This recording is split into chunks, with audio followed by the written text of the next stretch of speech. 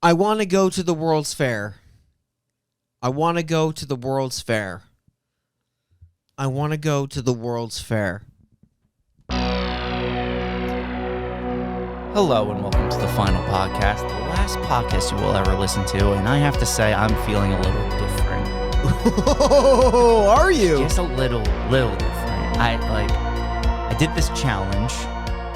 We're all going to the World's Fair, and Continue. been watching these videos of these people that are turning into plastic, and this one guy had tickets coming out of his arm, and there's this thing that's been happening, and I was kind of scared to tell you guys 'cause it's kind of weird, but I'm just gonna do it because the challenge is starting to freak me out. Yeah.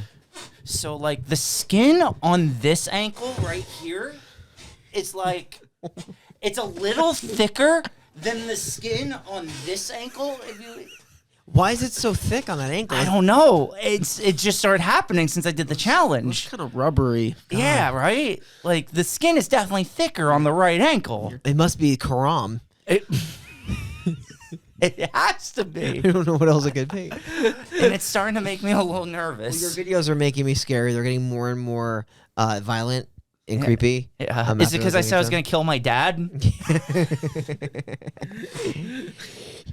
Well, guess what? Your final bros are here. It's Brian Hoppo the Grassa, Shane Booger Smith. Okay. And we are joined by the Eggman, my brother Damien, for one of the most anticipated reviews since we fucking watched this movie for the first time back in January. We're all going to the World's Fair. You can catch it on HBO Max. It's definitely an indie. I feel like it's not on a very high budget. It couldn't have been. No way. And boy, oh boy, does this movie really explore a lot of concepts. Isolationism, potential dissociative disorder, potential pedophilia. It's a lot of shit going on. It definitely revolves around the whole internet challenge, RPG, whatever you want to call it, subculture, because they refer to the game they're playing as an RPG, as in a real life RPG. Yes. Yeah. Which I thought was an interesting concept to put it. I thought it was more of just an internet challenge. Yeah, Tide Pods. Or fucking cinnamon challenge. Milk, any of gallon those. of milk, Sprite and a banana. That's All a those. Sprite and bananas thing? Yeah, you're supposed to eat a whole banana and then chug a 2-liter bottle of Sprite. 2 liters? Well, apparently there's a chemical reaction between the Sprite and the banana that makes you projectile vomit. Why would somebody want to do that? I don't know. People, Why? It's the internet. I don't know. People are weird. You've seen this I'm movie. not going to lie to you. If I just took a 2-liter Sprite to the mouth in general, I would vomit. Yeah. That's just, I can't hold Now that just add the banana. I love bananas. We're all going to the World's Fair. We got a lot to talk about. I am so excited. Damien, aren't you happy that you're on for this? Oh yeah, this is great. I mean, I remember when we watched this movie back in January. Yep. You know, we all had a very interesting theory that I don't think anybody in the world has. Yep. That we will probably go over at some point. 100%. A lot of different theories. It's a movie that definitely leaves things up to interpretation. But it's a movie that I know, everyone's going on this, taking the World's Fair challenge. You just took the World's Fair challenge. I did. And I'm sorry that your leg skin is looking weird. Yeah, it's just so thick on the right side. I don't know what's going on over there. Yeah. But I'm sure I'll be okay. Right? be What's the fine. worst thing could possibly happen? Die. Right? You'll die. Or I'll just talk to a nice man on the internet Yeah. A very nice man who just uses a very creepily drawn photo. who meanders around his house and just leaves his hands on a computer screen all night. Yeah, that guy's not healthy. Yeah. Well, he's also in Beyond the Black Rainbow. It all makes sense now. He also always talks as if somebody else is listening in the room. You know? Yes. Yeah. Which is kind of Creepy? weird. Yeah. It's like the FBI's listening in. For sure. Yeah. So, Is it that time? the time to take the World's Fair challenge or the time to jump into the spooky pit? We are all going to the World's Fair. Released in 2021, teenager Casey gets involved in an online role-playing horror game where she starts to video and document the effects of the game that it may be having on her. It's directed by Jane Schoenbrunn, stars Anna Cobb as Casey, and Michael J. Rogers as JLB. That's the cast. Really, 2 people for the most part. You got some others. You got Tetris guy, the plastic girl. Treadmill slapper. I can't feel pain or can't feel my body. A random voice of her dad once. Yeah. And Shut the fuck up! It's 3 a.m. Let's do it. Let's just really get into it. I'm excited to talk theories. Okay. It's going to be a good show today. I feel it. I feel the energy. Yeah. Big vibes. Big vibes. All right. So let's talk about the opening. World's Fair. What is it? How do you start it? You sit in front of your computer screen for anywhere between 3 to 75 minutes. You just keep staring blankly at the screen. Yes.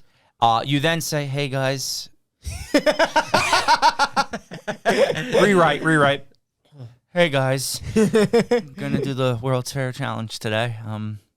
It's gonna be kind of fun. We'll see what shenanigans we can get into. Yep. You say we're all going to the World's Fair 3 times.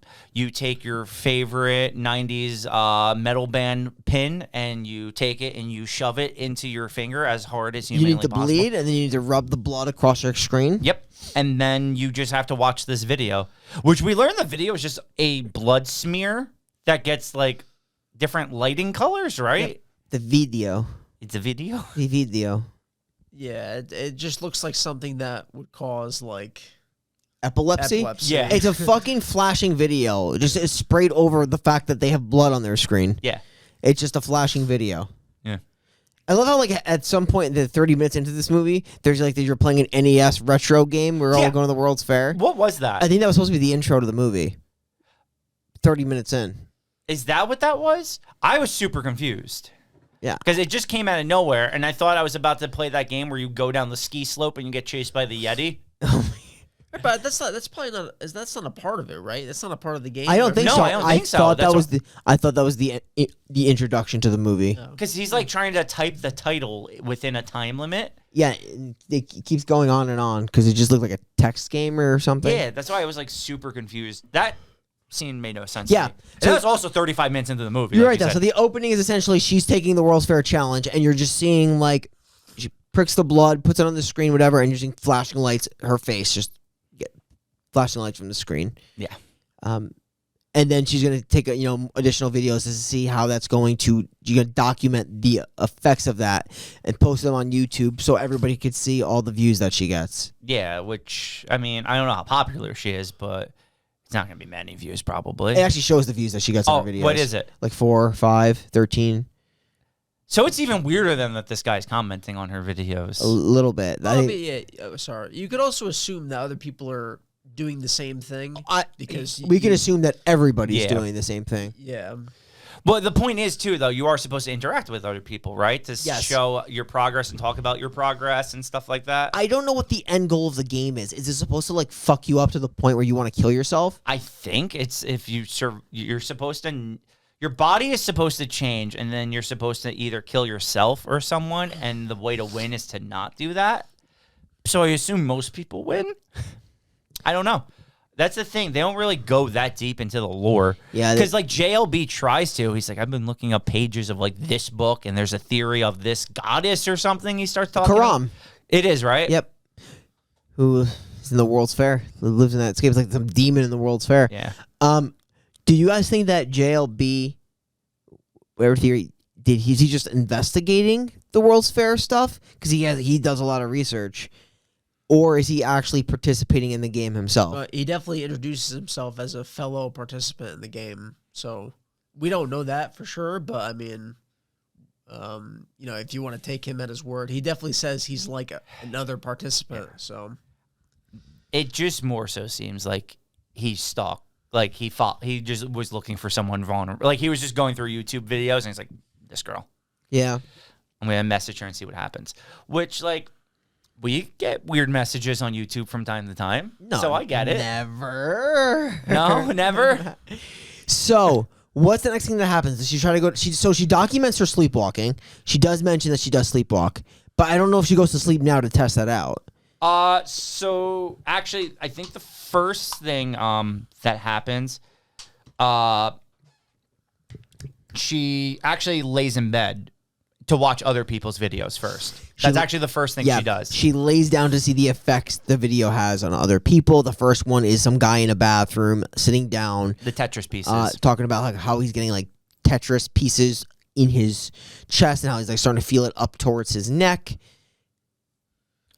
That's that. And then you see Plastic Girl. Plastic Girl, who's like a girl that literally, I was telling Damien, this just looks like a girl with a filter, but she, I guess, looks glistening, so it makes her look like she's made of plastic. And then there is the guy on the treadmill who's slapping himself. The guy who can't feel his body. Which is literally just a man on the treadmill slapping himself.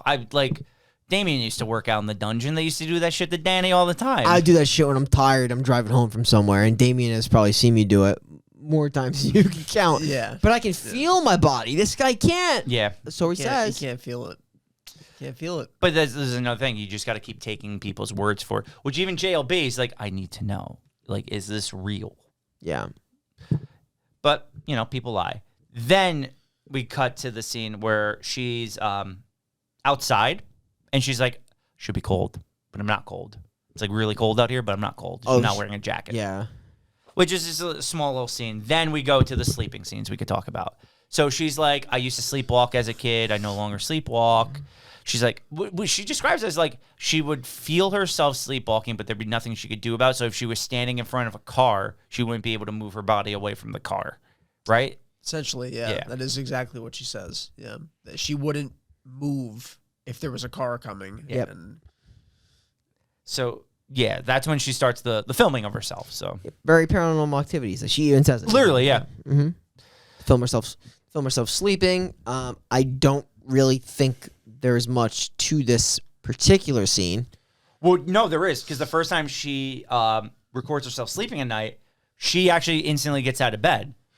She puts the coat on, and she goes into, this is actually all kind of important, because she goes into, it's a barn? Like, what is that? Yeah, I meant like in terms of like her quote-unquote sleepwalking. Oh, yeah, it has nothing to do with this scene.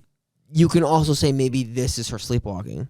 Good point. I never actually thought of it that way. Which I was telling Damien, like, for me, like, I was waiting to see, like, if she would actually physically sleepwalk. I never got that impression because the second she lays down, she gets back up. But maybe that is her sleepwalking. She'd be the greatest sleeper of all time. If I could just instantly lay down and fall asleep, fuck, my life would be different. I know.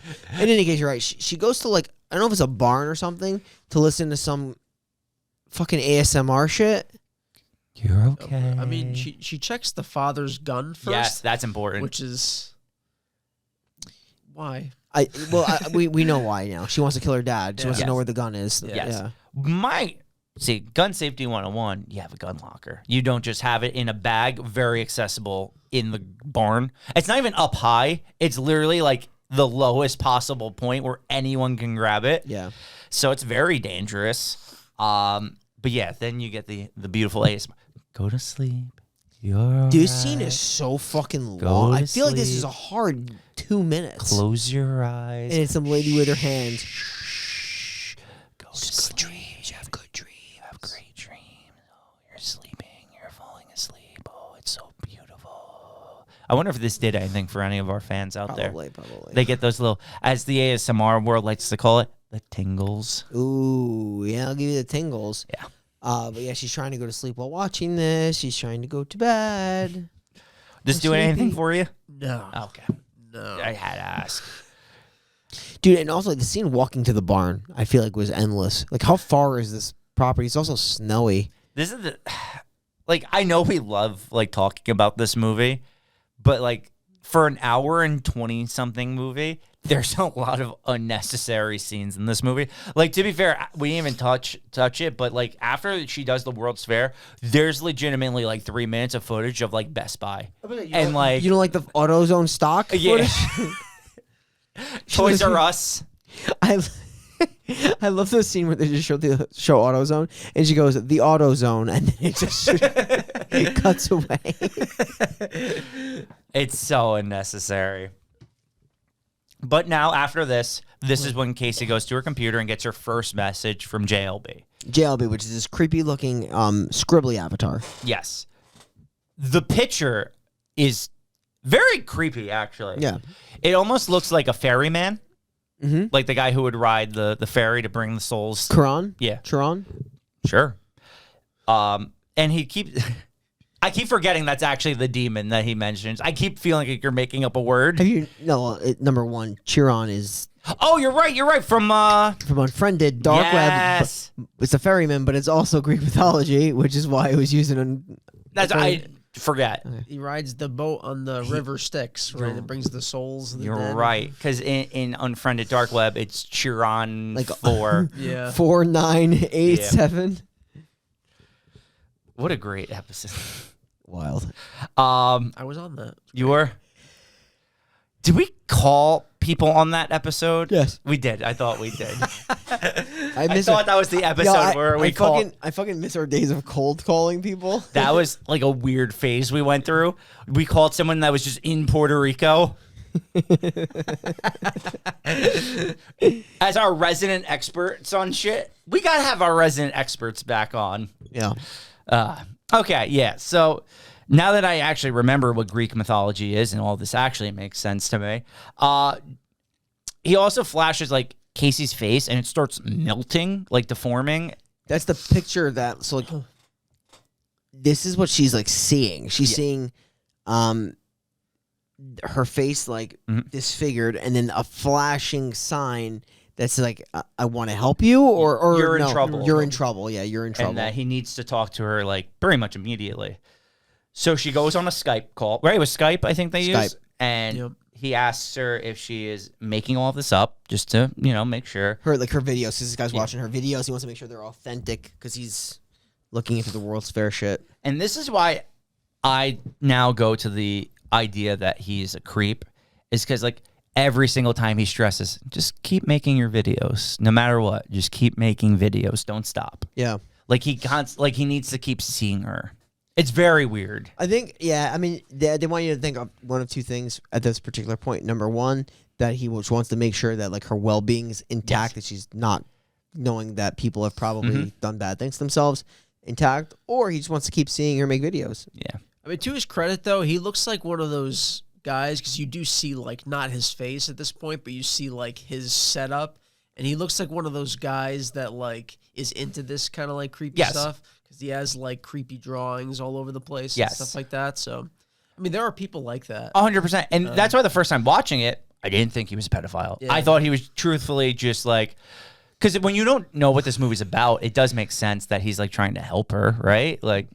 But so then he says that he sends her that video to get her attention. Yeah. He wouldn't get her attention otherwise. Yes. Which is true, because if you just send a message, like, no, like, she could just ignore that. Something like this, you're going to respond to. This is sending a message. Literally. Yeah. Yeah.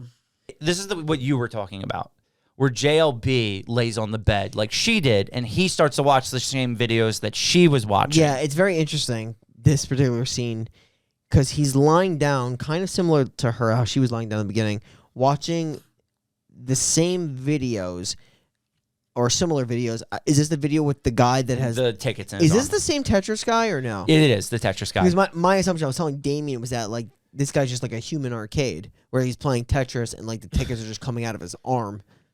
That's what I got out of it, actually. I actually agree completely. Which was a really interesting scene. But yeah, he's lying in the same, and you do see like his setup, and he's got a bunch of trophies around his room, and they look like child trophies. So our immediate thought was like, is this her father?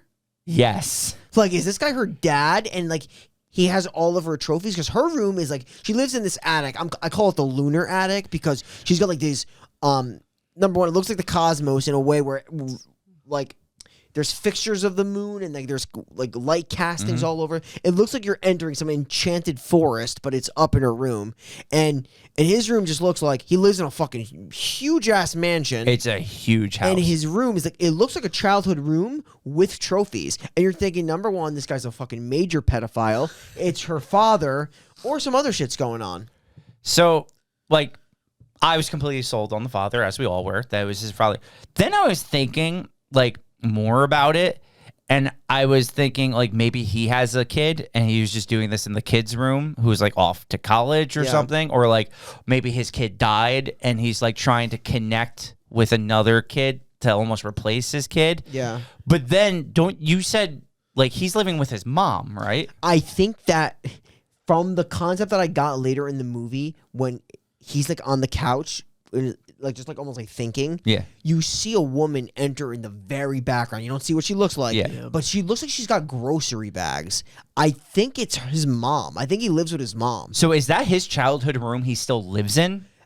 Could be. I think that's a possibility. Like, there's multiple things wrong there. Multiple things wrong. One, okay, some people don't make it in life and they live with their mom forever. Change up the room, maybe. Don't have the child trophies in there still. Yeah.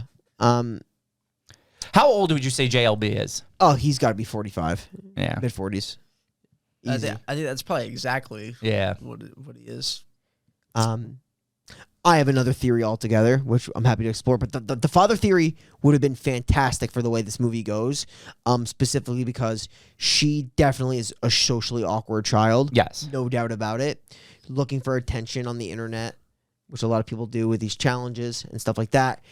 I don't know if her father's abusive or whatever, but you hear the way he yells at her from downstairs. Totally plausible. She's listening to loud shit at 3 a.m. But that's the only interaction you get. And it definitely is not the same sound of a JLB. No, and that's why it kind of kills the whole thing when you think about it.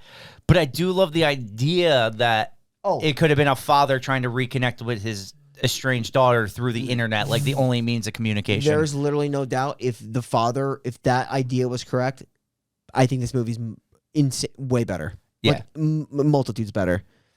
It'd be such a cool idea that they actually live in the same house in different areas of the house, but that's her father. But because like for some crazy reason, she's into this weird subculture that he tries to mimic, but he just has the most because she doesn't want to have anything to do with him.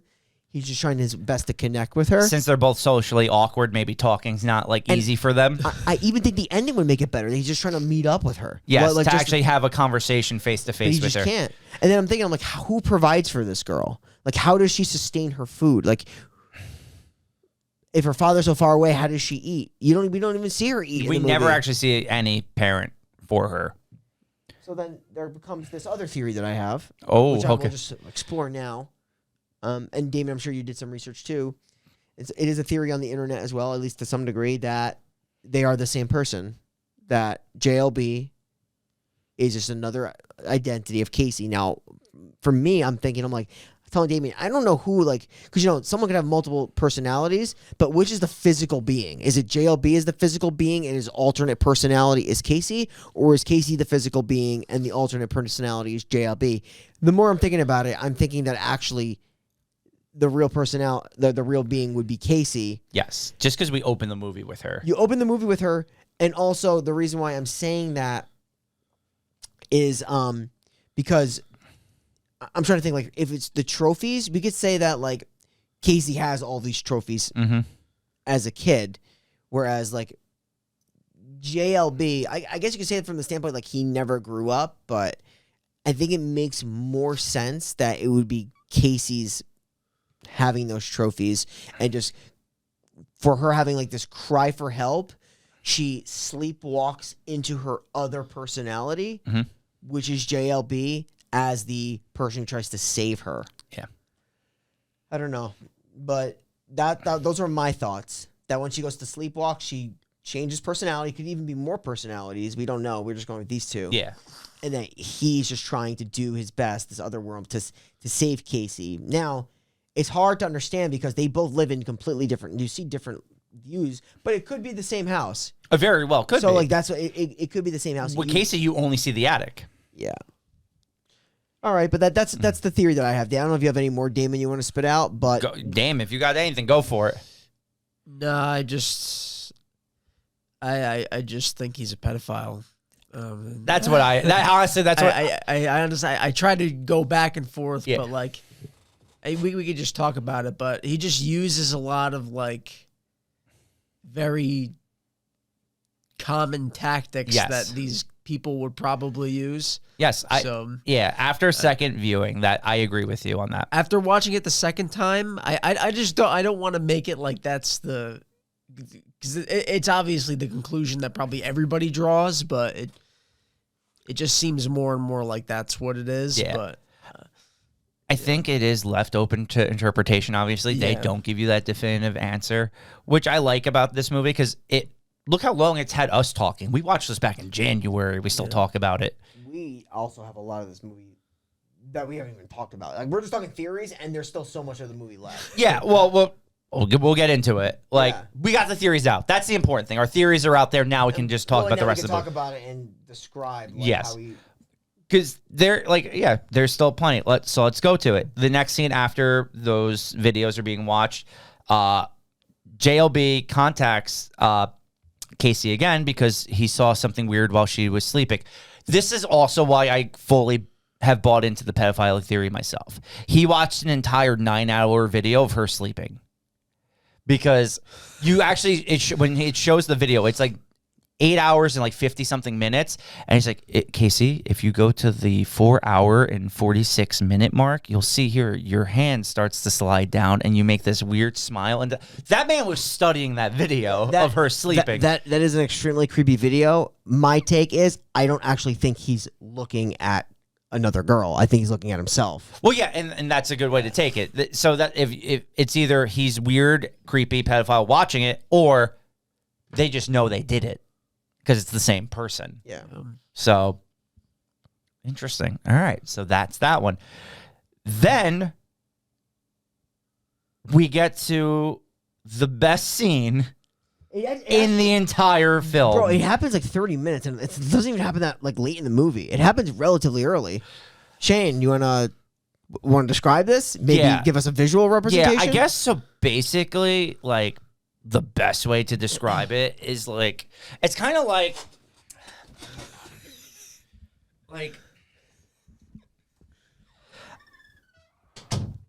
just like love in winter feels so good. I'm the gust of wind. I'm a bedroom window. Love in winter feels so good. I'm a marshmallow melting in your favorite mug. Marshmallow melting. I don't want to yell into the mic. Hey, very good. Very Good job, Shane. Midway through, I realized how hard that was going to be to actually do the motions of dancing while singing, so thank you for that. Yeah, no, I get you. You can't really do that because I gave you a mic and you're like, how am I going to do both of these things? At the same time, because she uses both arms a lot. Wild. Whew. She just dances. She screams. Why does she do this? I think there's so the big thing about her and JLB is like I think JLB is truly concerned whether she's like really doing this stuff or she's like faking it. Yes. But then again, like they have a conversation later. I don't want to spoil it. We're gonna get there, where you think like she's really, maybe potentially faking some of these things. Definitely. There comes to a point where you think that. Cry for attention kind of deal. Yeah. So now we get to like she walks through a cemetery. She's just like looking at the gravestones. Like this is a desk. She's mapping it out like it's a school. Yeah. Oh, that's right. That's right. Super weird. Then she goes to a crowded like street fair. Oh, New Year's. It's New Year's Eve because the big ball's in the center of the town.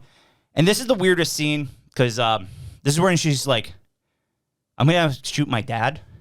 Yeah. Or maybe I should shoot myself. She's like walking and talking about shooting her dad or shooting herself. And like, again, like this could be just a part of like her fucking trying to like make it like the videos making her want to kill her dad. Yes. Is her dad abusive? Like, we're like this could all be a thing anyway. I have another dark theory. Let's hear it. Is she like so fucking gone that like when she talks about like the principal's office and the desks in the graveyard, is she referring to a school shooting? I didn't think of it like that, be, but that actually makes a lot of sense. That's dark, but like I kind of get what you're Why saying. the fuck? Like I'm trying to think like because when I was watching, I'm like, why is she referring to a graveyard as like a classroom or like a school? Yeah. Yeah, I never actually thought of it like that, but that actually makes a lot of sense, especially since she like always talks about the gun at this point too.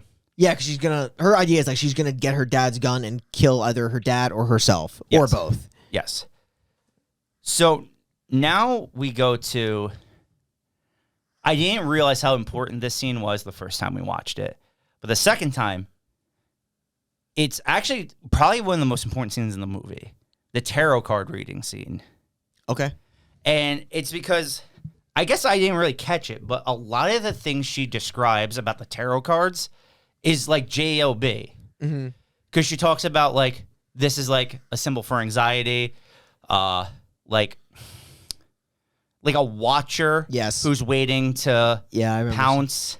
And, like, and now this is where it could go one of two ways again.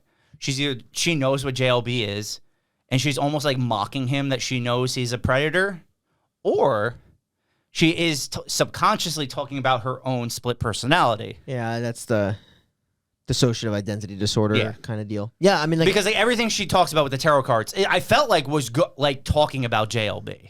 Yes, no, and I totally agree with you. It is so interesting because when we watched this the first time, we were so gung-ho sold on the dad idea, and now we understand why nobody else had that thought. Yes. That thought has been effectively ruled out. Yes. But I would still agree it would be the best wrap-up to this entire movie. Yeah, it would be, for sure. It's I don't know. I think our issue, and it's weird, we almost want like a happier ending for this movie. Whereas, like, almost like the sweet story of, like, someone reconnecting with their daughter and, like, finally, like, having that. And it wasn't that kind of movie at all. It was just dark either way you look at it. It was dark either way, and I know we're getting close to the conclusion, so I'm going to hold what I'm about to say. Mm-hmm. But you could argue that if on the surface that what you guys are saying is true and he's just kind of a pedophile, maybe he's just not. He could just be a lonely dude. And maybe he just wanted to make sure she was okay to see her through. And when he did, that was enough for him. And it's just certain things he says when describing their meetup at the end. He's super creepy. He's super lonely. I understand. I understand. We'll get there. Well, I mean, he doesn't necessarily have to be one. No, he doesn't. He doesn't. He could truly, like we said, just be a very lonely guy who is stuck as a kid. Look at his room. If that is his room with all the trophies, he's almost stuck in like that child mindset. Like he spends all his time on the computer. Yeah. Like he's just one of those weird internet people. Yeah. Yeah, I mean, like you could just say that like both of them, they're just like really not social people. No. They just like to isolate themselves, and like the internet gives you that access to connect with anyone. To connect with anybody. And maybe it's through this weird kind of stuff that these kind of people connect. I mean, I get it. So now we go where we didn't even talk about this. She has her doll Poe or Paul? Poe. Okay. I knew it was a P name. And she's in her green lit room. She has this like green face paint on. The face paint on, yeah. It's the cover of the movie on Max, and she just starts ripping the stuffed animal up. And she had described the stuffed animal as like the thing that kept her safe at night. She felt like she can sleep when she had this thing. And she just starts ripping it to shreds. Yeah. And then she like snaps back too. And she's like, Poe. And she starts like crying that she did this. And so... yeah, they try to make it like she was in a spell. And then all of a sudden like she regrets doing it. So she's just holding her freaking dead animal. Like dead animal. Stuffed animal. Just so we don't... yeah. It's so weird. It's very, very strange. I don't know what to make of this scene. I'll be honest with you. I really don't know either. This is again like I can't tell if she's just doing this to just fake it. Is she going crazy? Like she's trying to like break apart like her sense of safety. Like maybe feeling that there's nothing that could really help her. This scene was a little confusing for me too. She literally just rips the things to shreds and then just holds it again. Again, it could also just be like on the surface. She's just trying to act crazy. Yeah. I don't know. Yeah, I mean, like the conversation with JLB will be very revealing. It's the next. Yeah, I mean, it kind of just describes kind of what's been happening. So. Yeah. You want me to? Just wait for that. This is the big like point of conflict. Yeah. You want me going into it? You want to go into it, or you got it? You can start. I'll chime in. Okay. So. Now we have this, like JLB's been watching all these, so he contacts her. He's like, hey, is everything all right? He's like, your videos are getting really, really intense. Like, He's like, I just gotta ask, like, right, this is just all a game. Like, this isn't real. Like, everything that's happening is just part of the game. And she gets really offended. She's like, you think I would actually do, she's like, you think I would actually kill myself? You think, like, that's what you think? And she, like, flips out on him. She's very upset with him. And then she disconnects him. And then he's trying to call her back. She doesn't answer. He calls her back like 2 more times, doesn't answer. And then she's like, never contact me again. And I do love this where you see the 3 dots. She's trying to type in. And you're just waiting. And you're waiting for a decent, it's like 20 seconds. And then you just see pedophile. She calls him a pedophile. And then he doesn't like that. No. He goes down. I think it's really where he goes like downstairs and just starts walking around the house because he can't doesn't like to be called that. Whether it was his intention or not. And then I know it's around this time where you do see like his mother walk in. Yeah, that's where he goes. He sits down in the living room and see. I thought it was his wife, but the more I think about this movie, this man is not married. Could also be. Yeah. I'm glad you said mother because it makes a lot more sense to any portion of this movie. How does this guy even support himself? Like that's why I think whether you think he's a creep, pedophile, a lonely man, or if you think him and Casey are the same person, a mother walking in with groceries makes the most sense for any of those 3 theories. Yeah, I mean, like, I even think like if this is like let's say like on the surface, a grown man just like in his childhood bedroom, like doing this with his like childhood trophies. I think that makes more sense than him having like this family. I agree, and that's why I'm glad you said. I never kind of thought of the mother aspect. It makes a lot of sense. Just mother's fucking loaded. Yeah. The house is ridiculous. It's also why we thought they were daughter and father. Yeah. Because in that house, there's a great chance you would never... I would probably forget if I had people living there with me. You also, besides her going to that barn, you actually never see the outside of her house. No. Yeah. You also never see her dad, too, which is interesting. You literally just hear him yell. So which is why I thought maybe. It's a total mystery. Like, why even leave him out? And the thing is, he yells before JLB ever contacts her. Yes. So there's always a chance he felt bad and realized that's why he was trying to connect with her. Like I said, we're completely wrong on that theory. Yeah, I agree. It was fun coming up with it. It was fun. But now, I mean, like, we can even like fast forward to the end because the ending is you don't even see Casey anymore. It's like all JLB, right? Yeah, it's JLB's monologue at the end, which I thought was pretty good. Actually, he's a great actor. He's so good. He's really creepy at the end. He basically just says like, "Hey, he hadn't heard from her in 10 years. She started up some theater program. They finally connected. They met up at a New York City like coffee spot or something. Had some coffee." And then that's it. Parted ways. He looked super sad for about 10 seconds, and the movie ended. Yeah, he says like they didn't know what to say. They looked at each other like they had so much to say, but didn't know where to start or what to say. And he talks about how like he walked her, and he hugged her, and they went their separate ways at Penn Station, and he hopes to see her again. And I don't think they will. I think if they did meet, I think she was just like meet this guy, see what he was, and never see him again. Just like almost like a curiosity, maybe because it is 10 years, right? It's 10 years, so she's grown. Like she just wanted to know. Yeah, that's like I was thinking too. I'm like, it's almost like a therapy thing. Do you know, like there's like always hold like you're like, it's for like this reason or that reason why I think the theory falls off. I don't think she would ever meet this guy. Yeah. That for me, like I don't. No, yeah, 10 years, like why would she ever meet with a creepy guy that she called a pedophile? Like, so like my thoughts were like, he finally realized that they were the same person. That was their meeting. Like he came up like because she went to therapy. It is mentioned she went to therapy. Yeah, and I think that came to the like the fact that they are one and the same. Like he met himself, and I so what if JLB has actually been the real person the whole time, and that's why JLB is the one who ends the film, and that's what I kind of like I'm thinking as well now that we're talking about it, like and it's very possible that is the case. That just means that if that's the case with JLB, then I don't understand. I guess the lunar idea is just kind of like what his perception would be if he was like a little girl in that space. Maybe. But then it makes sense too, because then he's like the one that's really actively documenting the World's Fair stuff. So maybe he does have a part where he's looking into it. She's in it, and he's able to kind of like decipher like the parts of himself that he needs to fix on the other end. Interesting. I don't know.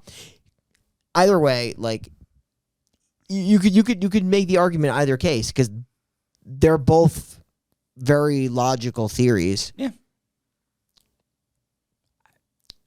I don't know. Like, I don't know. But like, to say that he is a pedophile, like he's just gonna let it go, unless he did something to her, and then like that's that. Like, But I feel like in 10 years he would have lost interest.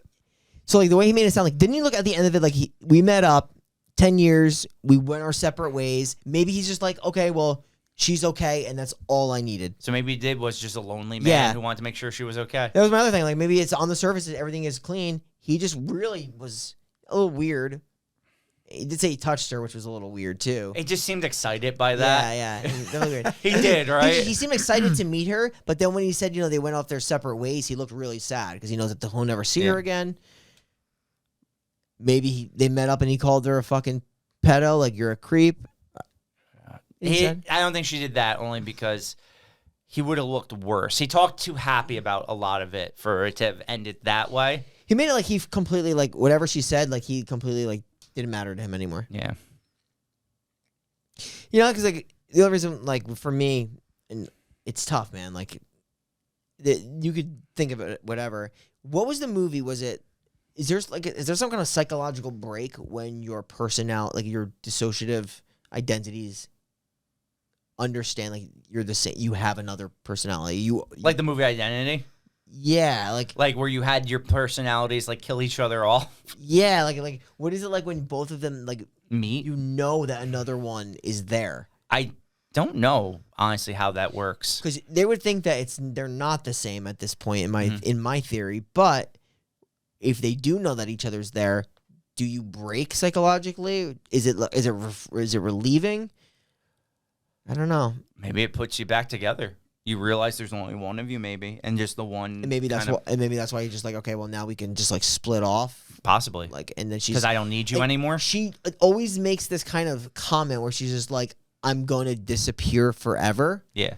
So I don't know if it was just a matter of like fully realizing it, and then like once he did, he doesn't go back to the other one. I don't know. We can honestly analyze this talk forever. This till the cows come home. There's also an interesting thing that it's kind of like maybe you might not catch it in the movie, but it's always snowing where she is, and it's always raining where he is. That I noticed too. Interesting. I noticed that as well, and then that was like one of the knocks on my on the dissociative theory, in my opinion, because like it looks like they're in two different areas entirely. Yeah. I don't know why, but they just throw that in all the time. They do. Like just randomly. You'll just, like he's on the couch and it's just pouring rain, right? And like every time she's outside, there is snow on the ground. You're right. Because when he goes outside at the end, they show the outside of his home and there's no snow. It's just, but then again, that's many years later. So, man, it's tough. You'd have to assume they're somewhere close to New York City. If they met, because he doesn't say he flew anywhere. They both drove in, I think. You'd have to assume they live in New York, I guess. Interesting. I don't know, man. Like I said, the one thing this movie does definitely very well, it leaves you talking about it. Yeah, but they seem like so close to the same person. Like they both have the same characteristics almost. Obviously, not years or but no, I see what you're saying. Like they both kind of talk with the same like slow moving speech almost. They're both looking for attention. They're both lonely. They're both involved in this like role playing internet stuff. They don't have friends. It doesn't look like. They don't have friends. Yeah. That's it. That's it. We're all going to World's Fair.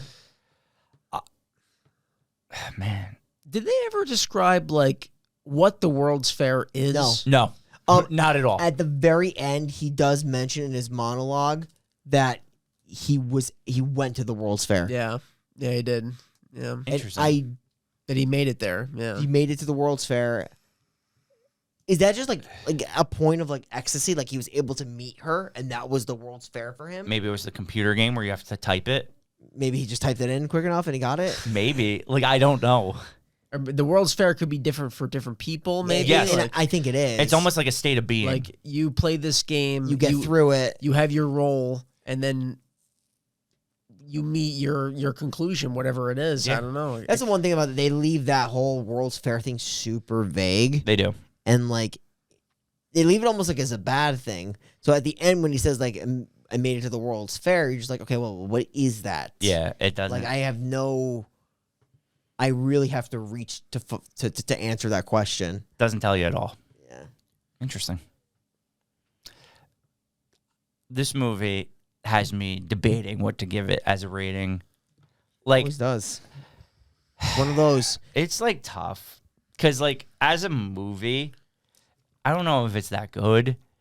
It's just like it's a good talking movie though. Yeah. Like you want to talk about it, you want to analyze it, but truthfully, do I ever want to watch it again? No, I don't. So I think I'm gonna give it a 5. Like I was really thinking of giving it a 6. Couldn't do it. I couldn't. Yeah, that's fair, man. I don't know. Like, it's very interesting to talk about.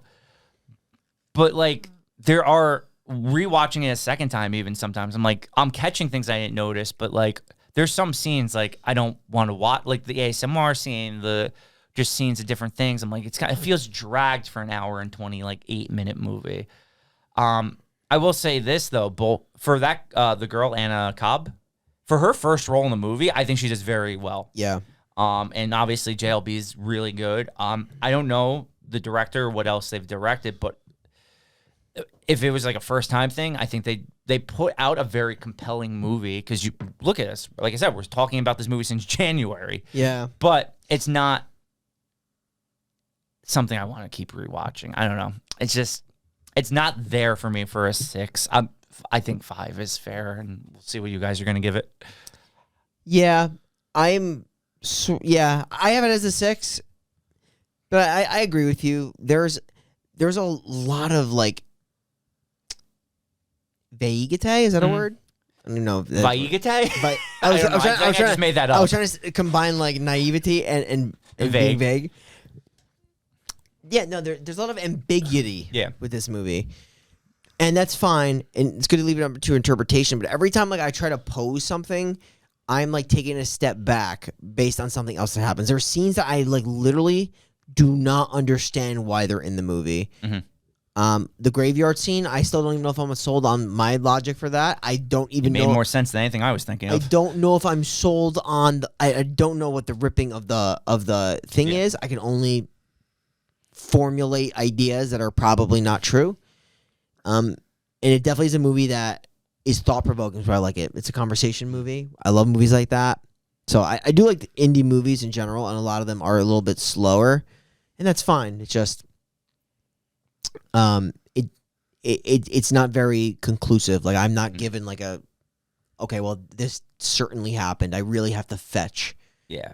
But I did enjoy it. I mean, I definitely, our first watch, I remember it was like a drag. We thought like, what the fuck's going on? And then at the end, you're like, okay, well, now our theory was wrong, but it made us think. So yeah, I mean, I enjoyed it for what it is, but yeah, it doesn't have like a lot of rewatchability at all. No. Yeah, I think I agree in giving it a 6, like Yeah. Brian is. I mean, I think that the movie is very intriguing, and it definitely like makes you wanna research and Yeah. open up dialogue about it, like, and just rewatch certain parts of it that just try and get an idea on exactly what might be the case. But like, there's just parts of the story that they're just too vague. Like the World's Fair itself, too vague. You know, you're just not given pretty much anything on, other than it's just a game that people play online. What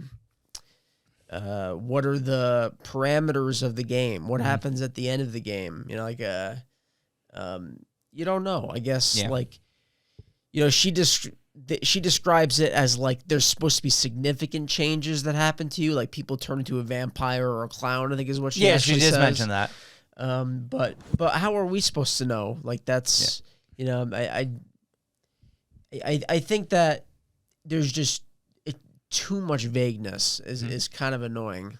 And that's the word. It's vagueness. Vaguité, I don't think it's a word. The Okay. word, the Yeah. word It's is a vagueness. vague. I was literally just looking at it. Yeah. I think it's vagueness. Yeah. So I think a 6 is pretty fair. I wouldn't watch this movie again. I think. Yeah, no. 2 times is plenty. Yeah. I actually think 2 times is the perfect amount because you do need to see it a second time. I missed a lot the first time we watched it. There are definitely some interesting ideas though in this movie, like Yeah. identity conflicts. Just kind of like people who are isolated. Yeah, it's behavioral. It's personas. It's a lot. It's definitely like a good psychology piece as well. Mm-hmm. Because when you think about it, it's like if like technology didn't exist, these two people that are like or same person, Who knows? But like these people like who would never interact with each other, and they have their own weird set of characteristics, but they meet this way. Yeah. Is interesting because like these people wouldn't the way they're portrayed in the movie, they want to be isolated, and now they're given a chance to meet people by this means. Is interesting. Yeah. Mm-hmm. Yep. I agree with those points. All right. So, who's going in the Book of the Dead? No one. Yeah. Nobody dies. Literally no one dies. We've gotten a few of these lately. But yeah, no one dies. No Book of the Dead this Her week. father didn't die, as No far one. as we knew. I guess Poe dies. Poe. Oh. Yeah. Poe. You were, I believe, a lemur? The cutest lemur we've ever seen. So, I'm going to be honest. You were not prepared for this. No. I'm also going to say I'm a sucker for a cute stuffed animal. It kind of broke my heart when she ripped it to shreds. Yeah. It looked like a nice children's toy, and like she said it was her first toy. There's that attachment to it. I remember when I lost my first child's toy, I was heartbroken. So I can only imagine how she felt when she snapped back into reality. Oh, there goes gravity. Her Poe's dead. Like, it's so sad. Man, Poe, you're probably my favorite thing we've put in the Necronomicon. Definitely more than any dog we put in here. So, just kidding. I love dogs, just not Danny's. So for that, Poe, we were putting you in our Necronomicon. Well done. Well said, Shane. Thank you. What an episode. I was not expecting a stuffed animal to go in. It's right in there next to the radio from The Wicker Man. Yes. Thank you, Damien. Damien, for being thanks. on. Always fun. Good analysis. Good show. We knew it would be. What do we got next week, Shane? Oh, we're actually going to finally break kind of the trend of doing all these modern movies because we want to get to a modern movie of this series. So we're going back to the 90s, finally. We are going back to the 90s to review Scream Dose. Oh. Scream 2. Okay. That'll be fun. We just, we reviewed Scream 1 a few months back. We did. And, yeah, we normally wait a little longer to get to the sequels of horror movies, but with all the new Screams coming out, Scream 5 and 6 just came out within the last 3 years. We want to actually get to those movies, so we got to get through the series first. So we're going to do Scream 2. Probably do Scream 3 within the next couple of months after that. Yep. Sounds good. I'm excited. Me too. Scream's great. Absolutely love the series of Scream. I think it's one of the strongest from start to finish horror series that's ever been put out. Yep. They hold. I mean, there may be like Scream 3. I mean, you love Scream 3, though. Scream 3 is my least favorite, but Well, that was why I was. it's still good compared to other movies' third installments. Yeah, 100%. So I'll give it that. So with that said, we are the final podcast signing off, and we will see you next week at, I think it's Windsor College. They're definitely out of college. I'm going to say it's Windsor College. I could be completely wrong, though. Good enough for me. New episodes every Monday at the Final Podcast. New episodes every Friday for Final Friday where we review low-budget trash. Please tune in on YouTube. Obviously, we're on Spotify, Apple Music. Follow us on social media, Facebook, Twitter, and Instagram. We are ready to rock and roll next week for Scream 2. Matthew Lillard. He's not in this one, but I'll tell you what, I was right. Windsor College. Skeet Ulrich. I'm actually naming people that are not in the second movie. You're naming everyone who died in the first one. That's what I was doing. Yeah. Henry Winkler. Josh Duhamel. Ooh. That's a treat. He's in one of the Transformers. 13 Ghosts.